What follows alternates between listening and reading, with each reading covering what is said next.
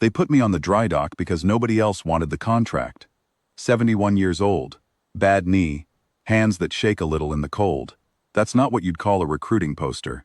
But I'd spent 40 years turning wrenches on engines the manuals had given up on, and when the shipyard needed a cheap human contractor who wouldn't ask questions about why the work orders kept getting more impossible, they called the agency, and the agency called me. The ship was called the Threna Vale, a kilometer of dark hull hanging in the gantry lights, like something that had died standing up. Her drive core had gone silent 11 days before I arrived. 6 of their best propulsion engineers had been through her, one after another, each one leaving with the same report. No fault found, no fault possible. The core simply will not wake. The fleet needed her back in 3 days for a border exercise nobody would admit was actually a border crisis. I was brought on because somebody in procurement remembered that human contractors worked cheap and didn't file complaints when you made them sleep in a storage bay. The junior officer who walked me down to the core deck didn't bother hiding what he thought of me.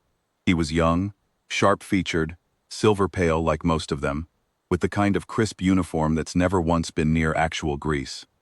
"You understand this is a war-grade reactor," he said. "Not a, what do you call it, a tractor engine." "I understand it's not running," I said, "and you'd like it to run." He looked at my hands. I let him look. They're not pretty hands.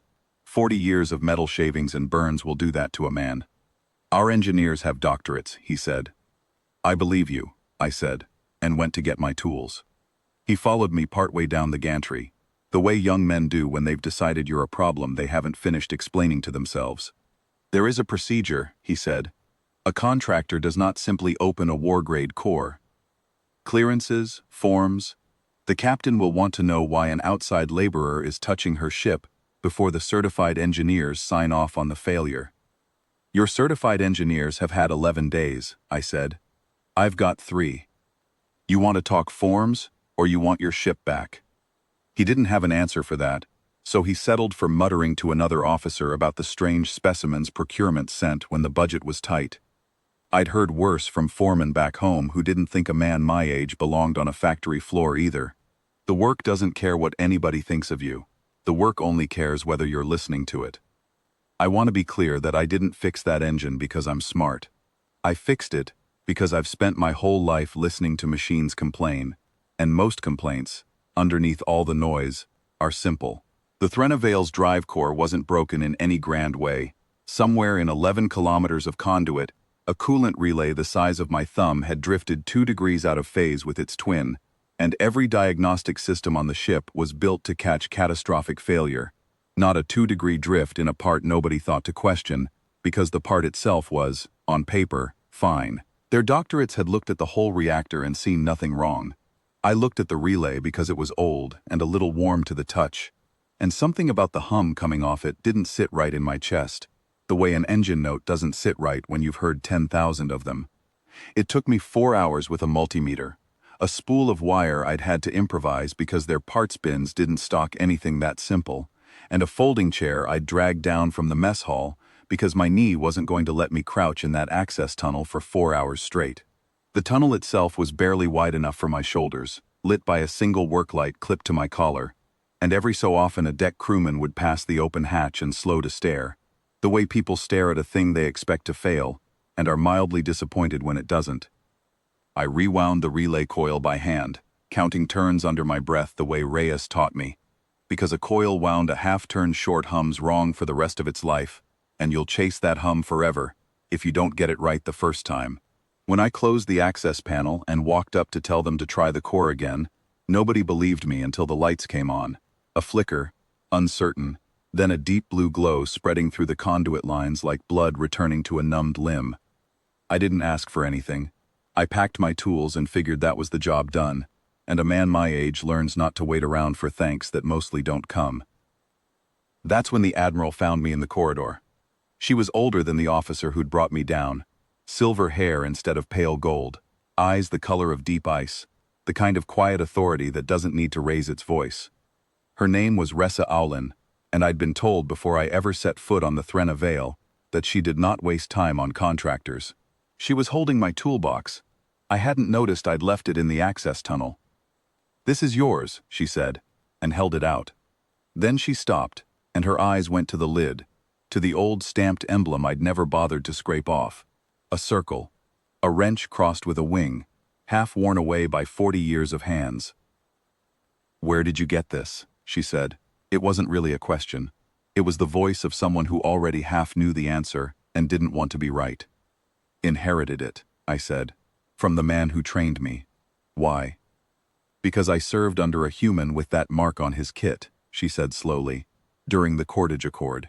Before your people and mine had even agreed to share a star chart, he kept 3 joint fleet ships running through the worst winter of that war. With spare parts and stubbornness, we called him the Quiet Hand. He disappeared after the ceasefire.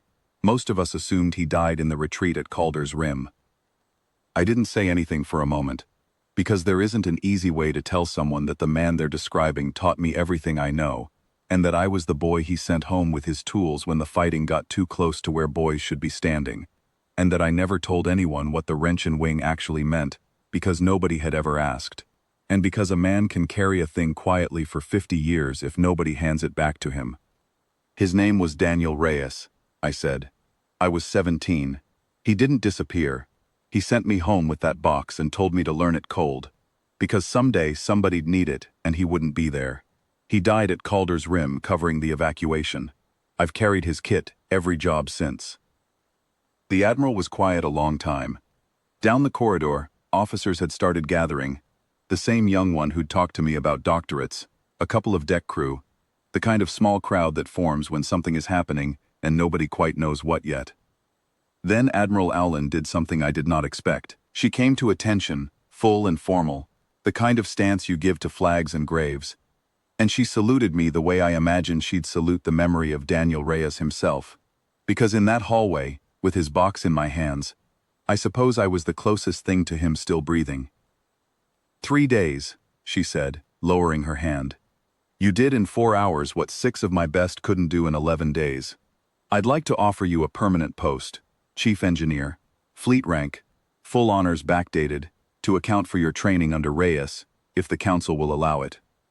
I thought about that for a good long minute, because it's a real offer, and I didn't want to throw it back at her out of pride. I'll take the post, I said. I won't take the rank ceremony. I didn't fix your engine to get saluted in hallways. I fixed it because it was broken, and I know how to listen to broken things. You want to put my name on a roster somewhere, so the next contractor who comes through here doesn't get talked down to by a kid who's never held a wrench. That part I'll take gladly.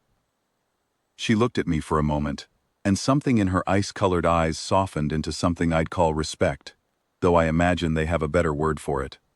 Quiet Hand II, she said. Reyes would have liked that you turned it down. He'd have liked the coffee better, I said, if you've got any worth drinking on this boat. She laughed, a short, surprised sound, like she hadn't planned on it, and told the kid to go find the good coffee, the kind kept for visiting dignitaries. He went without a word of complaint this time. I stayed on the Threnna Vale 2 more years after that, mostly down in the access tunnels where the air smells like ozone and old metal, training 3 of their engineers to listen the way Reyes taught me to listen, the way I suppose somebody taught him. I never wore the rank insignia they offered.